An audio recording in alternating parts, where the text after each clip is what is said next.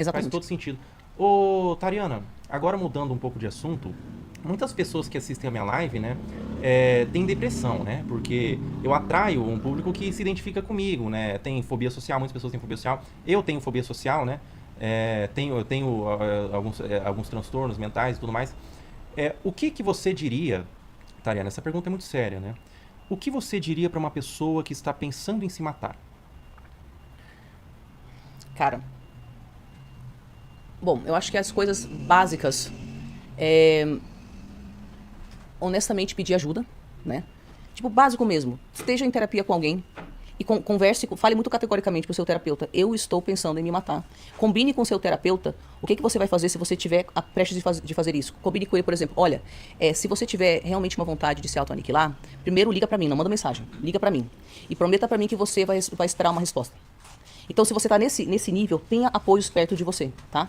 É, fora isso, cara, às vezes, isso aqui é coisas básicas, mas são coisas básicas mesmo.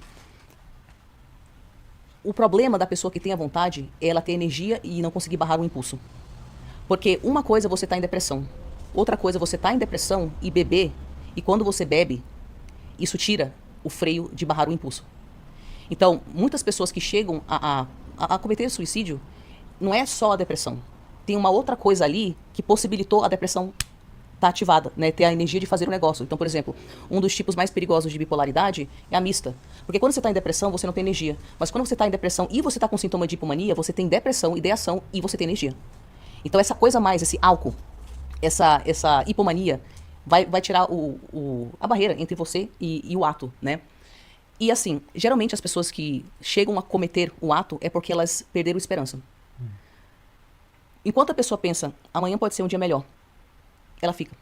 O mais perigoso é quando ela pensa, amanhã não. Tanto faz.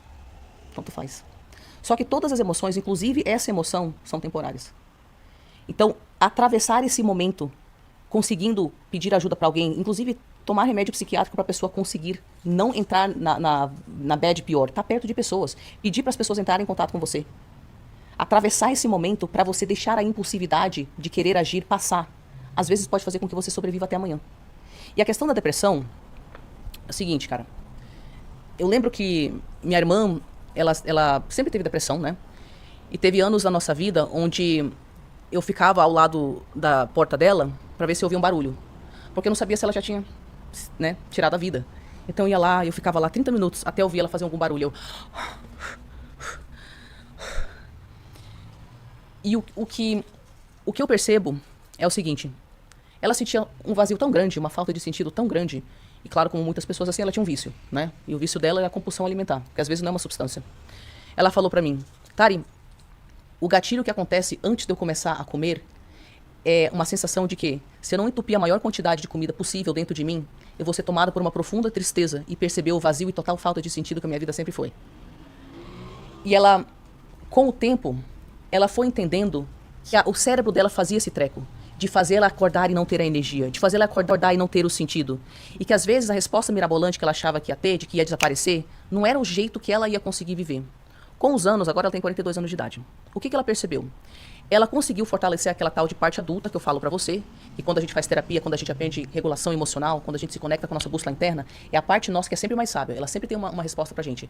Isso tem que ser construído, esse vínculo com essa parte, tá? A gente tem que pausar, regular a resposta emocional, se interiorizar e achar a parte mais sábia dentro de nós. E o que isso tem a ver com a sua pergunta?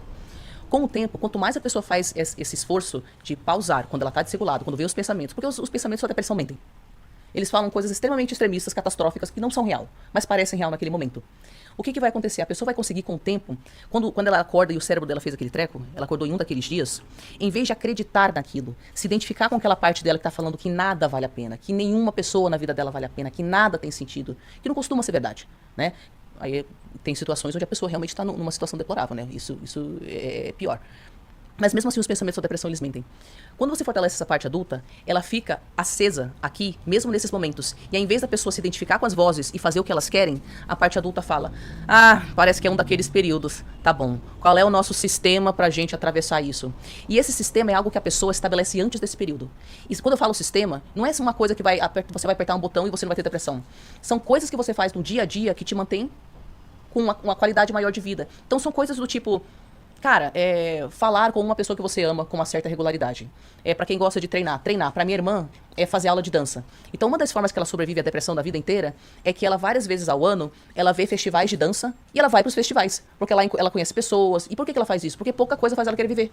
Mas quando ela está nesses festivais de dança, ela tem outra visão de vida. E ela, nossa, não, isso aqui vale a pena. Então, a pessoa que tem essa voz, que tem essa condição de humor, nos momentos onde ela tá bem, ela tem que ir percebendo. O que faz uma busca interna falar assim? Sim, não é, ai, tudo tem sentido, tá maravilhoso. Não é isso que eu tô falando. Não é nada idealizado assim. O que te dá bem-estar? Perto de qual pessoa? Será que às vezes só caminhar no parque é uma coisa que te dá bem-estar? E a pessoa vai construindo essas rotinas antes. E aí, o que a gente faz? A gente não conta com a motivação do momento, a gente conta com a rotina.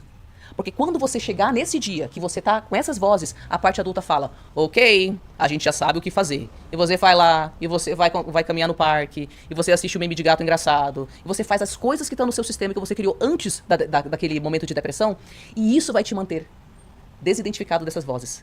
Agora, se você não tem nada, e você só escuta as vozes, e um belo fucking dia, você acorda e não tem nada pra te puxar, não tem essa parte adulta que você fortaleceu quando você tava bem, aí é difícil. Caramba, faz todo sentido. Eu conheço algumas pessoas, inclusive, que têm uma depressão muito severa e elas entenderam que a academia, agora que eu tô nesse núcleo de academia, eu vejo muito isso. Entenderam que a academia é quase como uma cura. O Cariano mesmo falou pra mim, a academia é uma cura, né? Que você tem que entender. E essas pessoas, elas são shapeadas, meu. São homens completamente musculosos, mulheres musculosas, shapeadas, porque elas entendem que tem que ir na academia todo dia, senão ela começa a regredir, senão ela começa a sucumbir. É um remédio mesmo que ela toma todo dia. Então é muito um autoconhecimento, né? O que você precisa fazer pra não entrar nesses ciclos E tipo, destrutivos. esse negócio de academia, eu sei que sou idiota pra quem tá em depressão, né? Tipo, pô, cara, eu não tenho energia pra nada, você tá me falando pra treinar? Mas normalmente tem picos, né? Tem uns momentos piores, uns momentos melhores. Mas isso tem muita ciência por trás. A gente sabe que um dos melhores tratamentos que existe pra depressão é academia, é treino aeróbico e dança, mano. Tem pesquisa que mostra que dança é tão ou mais eficiente do que antidepressivo. Então não é à toa, né? Olha que interessante, Caramba, você entendeu? olha só. Então você tem que achar essas rotinas. E aí, o que vai acontecer não é que você vai acordar sempre o sentido conectado com a vida. É que quando seu cérebro fizer aquele bagulho das vozes voltarem, você já vai ter um sistema. E você já vai ter como se fosse um terapeuta interno. Fala, ô, Felca, vamos fazer aquilo. E vai funcionar. Você vai Puxa atravessar. vida. Olha só que importante, hein? Você saber quais são os ciclos e você conseguir agir em cima disso, né? Ô,